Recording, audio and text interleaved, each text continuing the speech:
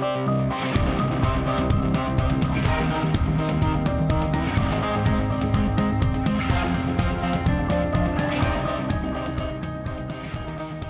temps de parole aujourd'hui consacré à Idanel. Idanel, bonjour. Bonjour Patrick. Merci d'être avec nous. Vous êtes en direct sur Kwezi FM et pour Kwezi Télévision également. Ida, on vous a invité aujourd'hui pour plein de choses en fait. On voulait savoir certaines choses sur la DSP. Je vous poserai la question tout à l'heure, même si vous voulez pas trop qu'on en parle. Mais ce qui m'intéresse avant tout, c'est votre vision. Vous, en tant que femme d'affaires, plongée dans le monde économique, on arrive à la fin de l'année. Qu'est-ce qui a marqué l'année 2012 sur le plan économique à Mayotte, selon vous? Pour vous, mais d'une manière générale aussi. Je pense, quand je parle de naissance, pour moi, c'est aussi pour toutes les entreprises. Oui. On a tous souffert énormément. La grève était plus dure en 2011 qu'on pensait. Ça fait vraiment un coup de bas aux entreprises parce que quand tu dois assumer 3 ou 4 mois toutes les charges et va avoir aucune recette en face, je veux dire, tout le monde le sait, on serrait les ceintures en 2012. Ça veut dire 2012, c'était une année dure pour tout le monde. Certaines choses se disent ça va, jusqu'au verre juste. Certaines, faut sortir le mouchoir, ils pleurent. Certaines. Il y en a qui ont disparu, hein. Certaines a disparu. Ça veut dire, voilà, ça veut dire le constat est tel qu'il est que c'était pas une bonne année. 2013. Est-ce qu'il y en a qui disent 2013, ça y est, ça redémarre? Il y en a qui disent 2013, oh là là, ça va être très dur, ça redémarrera qu'en 2014. Il y a des avis totalement différents. Vous, en tant que femme d'affaires, votre vision, 2013, ça sera, sans se mentir. Je pense que 2013 sera une bonne année, va démarrer timidement. Je veux dire, on voit déjà dans la BTP depuis mois de mai-juin, il y a certaines entreprises qui commencent à avoir du travail. Oui. Ça veut dire, je pense 2013, il y en aura pas mal de dossiers qui sortira, qui va se concrétiser et que je pense, peut-être on va pas le voir tout à fait dans les premiers 2-3 mois, mais à la suite, je pense les choses vont améliorer. Deuxième semestre 2013, l'économie pourrait redémarrer véritablement à Mayotte? Moi, je pense qu'on a déjà des petits signes. Je veux dire, c'est un peu dans votre métier, si les entreprises commencent à dépenser un peu pour les publicités, pour ceci, cela, c'est de bons signes. Ça veut dire il y a l'espoir, il y a la confiance qui est vachement important pour voir l'avancée dans l'avenir. Il n'y a que 30 000, 35 000 salariés à Mayotte. On n'est pas loin de 250 000, grosso modo. C'est très peu, très très peu pour faire tourner une économie. Et sur les 35 000, il y en a quand même 19 000 de fonctionnaires. Oui, c'est très peu, mais je veux dire, on a quand même une autre économie, je ne peux pas dire parallèle, mais il y a informel, c'est plutôt le mot qui existe. Il y a l'agriculture, comme on dit, on a un désordre, mais on a quand même un ordre dans nos désordres. Ça veut dire, quelque part, il y a quand même tout le petit qui travaille, le champ, qui vendent, tout ça. Il y a quand même, on voit aussi beaucoup plus les petites entreprises maoraises qui fait des importations, qui fait des ventes, qui fait un certain nombre de choses. Ça veut dire, je pense, ça c'est pas chiffré, mais quand même, ça aide. C'est pas suffisamment, et c'est ça pourquoi c'est important. Vous êtes confiante pour 2013? Moi, je suis toujours positif. Il faut être confiant. Parce que... Oui, mais est-ce que c'est pas la méthode Coué? On dit ça va marcher, ça va marcher, ça va marcher? Non. Moi, je pense réellement il y a des avancées qui étaient faites. Tout le monde s'y met. Ça veut dire, je pense, on peut vraiment avoir réellement une chose qui peut avancer l'année prochaine.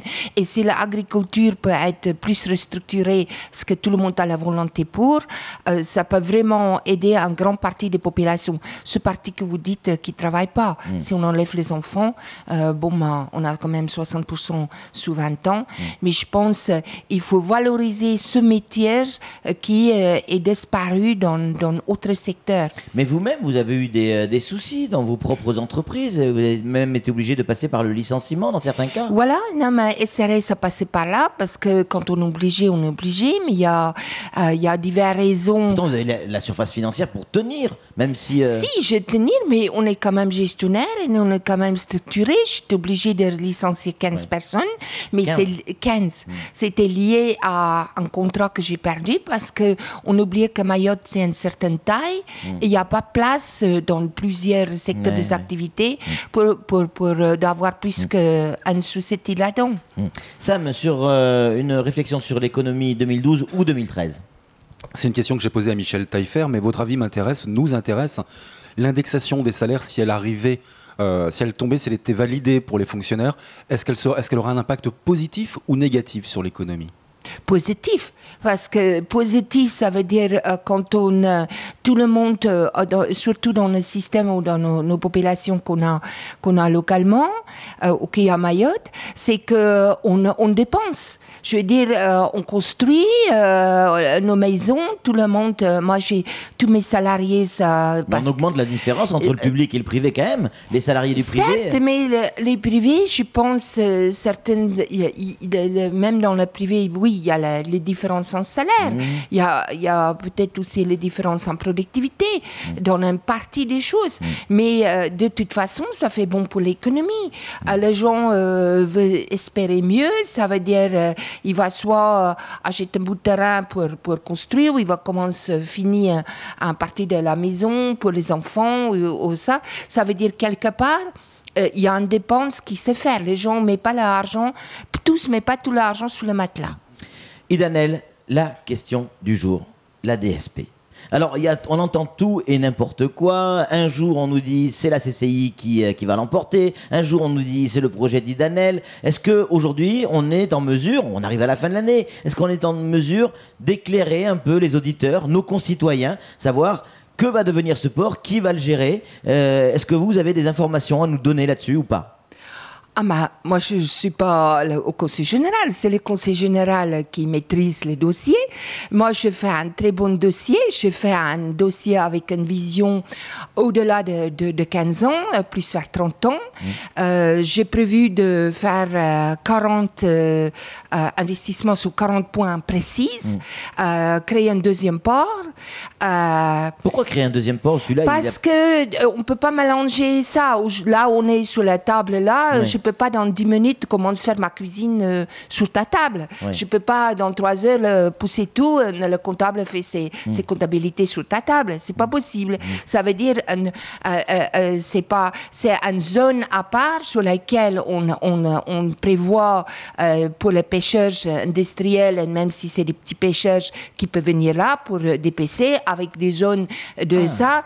On ne peut pas mélanger ça avec le container. C'est prévu. Il y a des investisseurs qui Donc, attendent. port de pêche aussi alors? Il y a une zone de pêche, il y a une zone pour les algues, pour le développement des algues, il y a une zone pour le syndicat d'eau, pour faire désalination de usines, parce qu'il ne faut pas être loin de EDM. Il y a plusieurs choses. Il y a une très grande zone de développement que j'ai prévu, si c'est moi qui obtienne, une très grande zone pour la croisiériste. Il y a plusieurs sociétés qui en attendent, armateurs en attendent pour voir, tout le monde attend de voir qu'est-ce que sera la décision du Conseil général.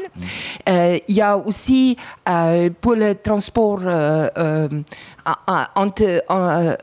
local entre Longoni, Dembeni, Daoudzi, Mamoudzou, et transport international qui est un peu, il faut améliorer, c'est ce qu'on a à Daoudzi. Ça veut dire, voilà, il y a normalement, il y a des investissements. C'est quoi les investissements? Je vais investir 104 millions d'euros. En combien de temps? En 5 ans, les premiers 5 ans. 104 millions d'euros. 104 millions d'euros, sur lesquels je mets 10 millions de mois. Ça veut dire, quand je mets mon billet, il faut savoir que ça va marcher. Vous, personnellement, vous mettez 10 millions d'euros. La société met 10 millions, on fait 40 millions d'emprunts et on fait 50 millions qu'on espère obtenir une subvention de l'Europe. On est inscrit, le port est inscrit dans cette fonds européen et peut-être un peu de l'État.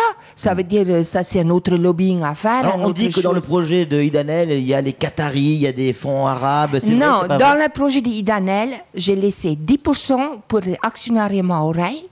J'ai laissé aussi la Smart, qu'il y a une société historique sur laquelle j'ai commencé à travailler la première bateau qu'on est arrivé.